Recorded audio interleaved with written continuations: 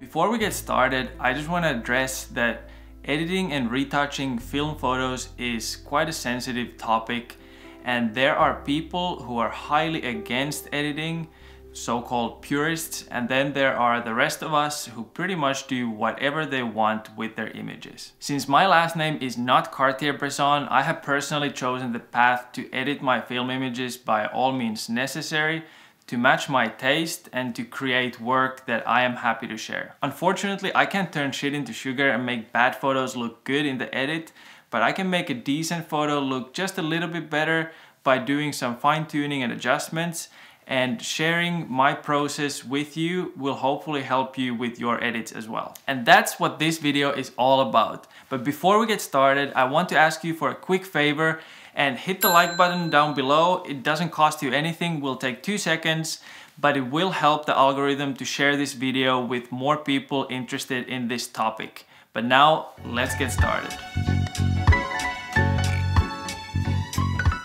So here's our first film scan, and I like to start the edit by making the image straight first and then cropping it. I prefer the 4:5 crop, and for this one I'm going to roughly follow the rule of thirds. I think this one was exposed alright, but I want to make it a bit brighter and bring up the exposure just a half a stop and bring down the highlights a tiny bit. I like my darks to be pretty dark, so then I will bring down the shadows very gently and keep my blacks quite black as well. I think this helps to give a glossy look to the image, which I like, unlike the washed out flat look that film photos sometimes do have. Then I start working on the colors on the HSL panel and start with the foundation and adjusting my warm colors, oranges and yellows. Then I will move on tweaking the blue tones just a bit. Then we jump into my main toolbox, which is the calibration tool where the majority of the edit takes place. And first I will adjust the red hues, and here's how it affects the image on the extreme ends, but I think for this one we will go on a bit negative side. That seems to work well. Then we adjust the green slider, which doesn't help too much in this photo, so I will just leave it a bit on the +3 works well. And then we hop on the blue slider, and here you see the extremes and how much they change the color, but I think this is starting to look pretty good to me already. Then we hop on the gradient filter, and I will use this to make the foreground a bit darker. Then I will go on the top and use the same tool for the upper half of the image and bring down the highlights a little bit more.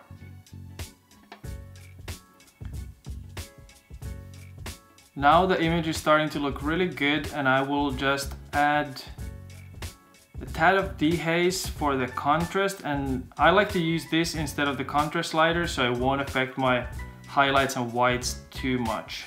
Sometimes if the image looks too grainy, I'll tweak the texture with noise reduction.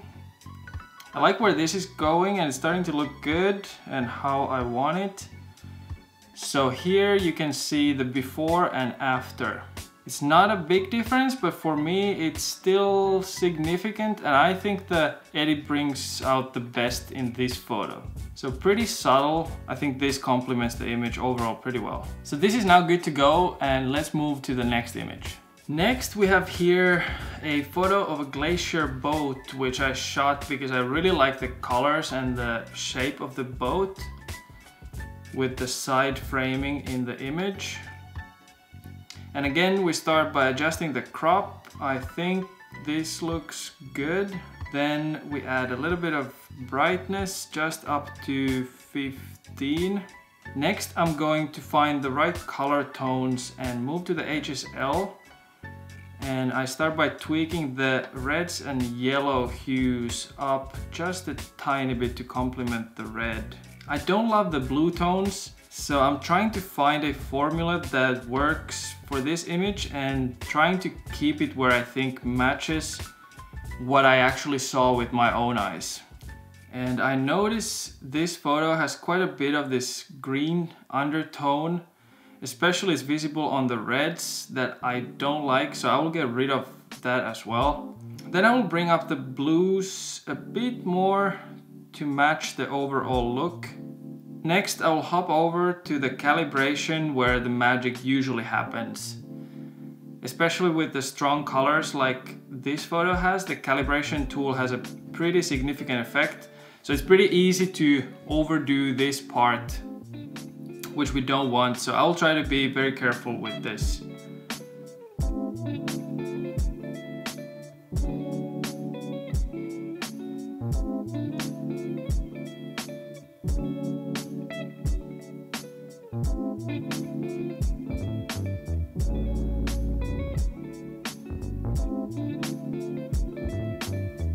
The overexposed part here on the left side is a bit distracting to me. So I'll take the brush tool and mask the area like this and bring down the highlights just a notch. The last thing I do is I want to check the warmth of this image. Since it's pretty cold, which is fine, but I want to keep the Portra 800 feel to it. And just add an inch of warmth, which mainly shows in the red tone, but I think it looks a little better. Now I think the image is done, and here is the before and after. Again, the edit is pretty minimal, but I think still brings out the best in this. So I'm pretty happy with the edit. So the third image we have here is this lonely little piece of ice that is floating around the Arctic Ocean. And actually looking at the photo, I think the original composition looks pretty much what I want it to look. But let's say for the sake of consistency, I will also crop this 4:5. I know some of you are probably gonna thrash me in the comments, that is fine. I can always go back to the original file and make it something different, but for the sake of showing what I do, I'm going to go with this. First, I noticed the scan looks pretty cold to me, so here are a few things I think this edit really needs in order to bring some of that golden warmth and some intensity into the color palette that I thought it was when I saw it with my own eyes.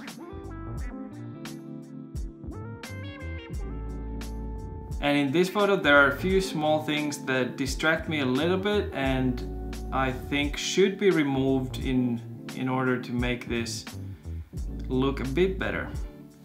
So I'll just use the Command E to open our edit in Photoshop. And here I will get rid of some of that trash and try to clean up our scan a little bit.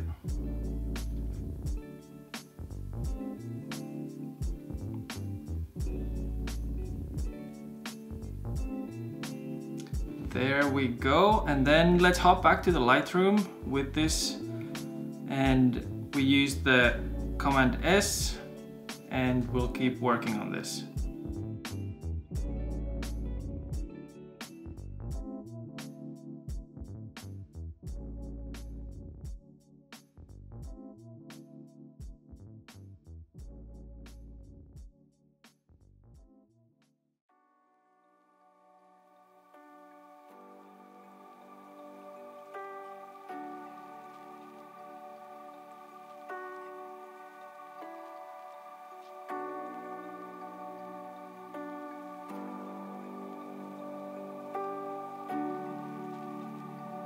I think this is now starting to look good and we are almost done. The last thing I want to do is touch this piece of ice. It looks a little flat to me, so I will just use the brush tool with the auto mask on and roughly paint the area here. And then I will bring down the exposure just a little and also highlights down. And primarily I want to make it a bit colder as it originally was, but since we have been adjusting the warmth of the image overall, I think the piece of ice went with that, so we want to bring some of that cold back. There we go. So here's the before and after, and again, no radical edit that makes the photo look way off from what it originally was, but I think it's still bringing the best out of it very gently. And next we have a portrait of my friend Braden that I shot in San Francisco, so the light and environment are actually completely different from the previous images. Obviously California is quite different from the Arctic Scandinavia, so it does make sense. And the reason I want to bring this photo in is that I want to show how I edit for skin tones, because often landscape photos edit quite a bit differently from portraits. So I want to show what I do in order to bring the best out of skin. By the way, Braden is the man behind Film Supply Club, so if you are in the US market and looking for some pre-owned film cameras and buying film stock, I will link their website down in the description and the Film Supply Club YouTube channel here for sure as well.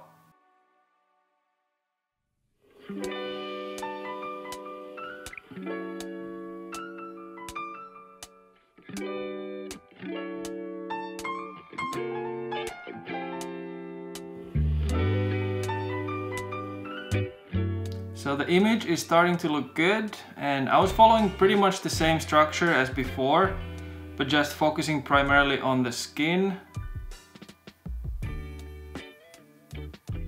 And here is the before and after. Again, nothing crazy done, but still a noticeable difference. And what I did on the bottom left corner, I brought down the darkness just a bit, so the focus is a little bit more on the face. Pretty happy with this edit, so I consider this as done. And then we have a photo here that I shot in New York City under the East River Greenway by Brooklyn Bridge that you can see on the background. And I'm definitely not a street photographer by any means.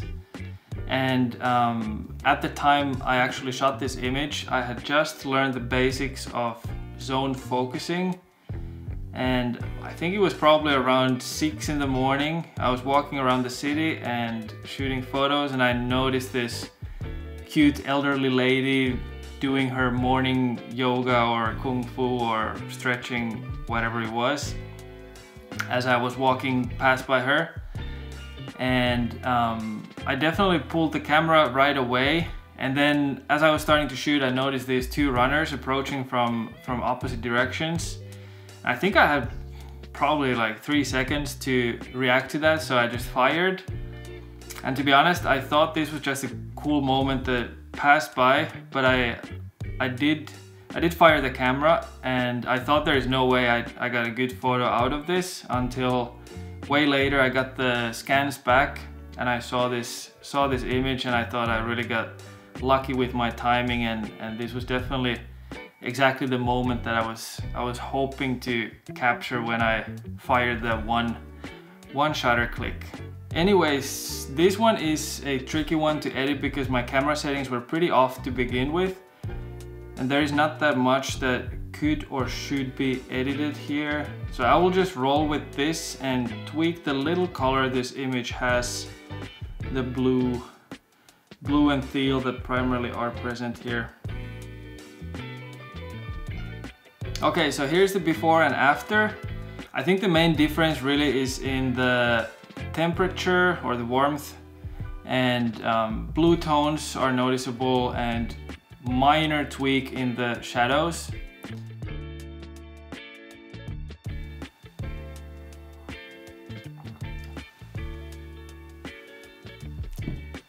So we are back after an hour, had some camera problems. So let's dive into the last photograph we have here. This is my friend Madsen from Seeger that I shot way back in Montana, where we had a little brand shoot. And I think this is a good example of a photograph that I'm pretty happy with right off the bat. So editing for this one isn't necessary. And I will just fast forward and show you what I did, what was the process. And as you can see, the skin tones are pretty good. The filmic look in this image I'm overall quite happy with. So I will focus on the greens and the blues in the sky so that they are hopefully complementary to the skin and the classic Portra 800 look this photograph has.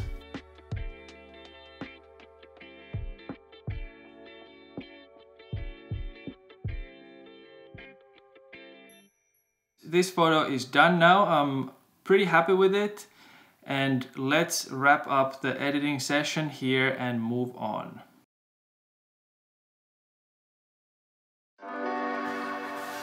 So now we got some editing done, and you saw exactly what I do to my images, and all that is to say that there are no rules. You have the full freedom to do whatever you like to your images, and the only differences are in taste and preferences in order to get the results that you want. Some people argue that what photo labs do with all the chemicals is already modification and editing basically, and I kind of agree with that. My personal favorite film stock is Kodak Portra 800, and that is just because it's so fire, because of the 800 ISO light sensitivity, which works really well for what I shoot, and it's really flexible what comes to pushing and pulling. And basically it's the film stock that could be modified, probably the best out of all I've used so far, and probably that's why it's so popular too. However, different labs do things differently, so if you have the same negatives and you send them to 3 different labs to get processed, for example, you will likely get 3 different results, so just keep that in mind. Camera Store in Finland is the film lab I personally use, and they have done absolutely excellent job with my scans, and we often communicate how my preferences are and what they can do differently or better in order to get the best results. There are absolutely incredible labs all over the world, and whatever lab you use, I highly recommend that you communicate with them as clearly and precisely of your preferences and how did you shoot your film and how you prefer them to be processed in order for them to deliver the best results and you to be happy customer. My film lab, camerastore.com with K, has also an insane selection of pre-owned, serviced and checked film cameras. And actually at the moment, every one of my film cameras is from them. This is not a sponsored video whatsoever. I just love what they do. They're great people and great service. So I will link their online store down in the description so you can check them out as well. Either way, I hope you got something useful out of this video, and whether you edit your film photos or not, at least I hope you get out and shoot as much as possible, because that's really the only way to become a better photographer, and that's why we are here. That being said, thanks for watching this video, and I will see you in the next one. Peace.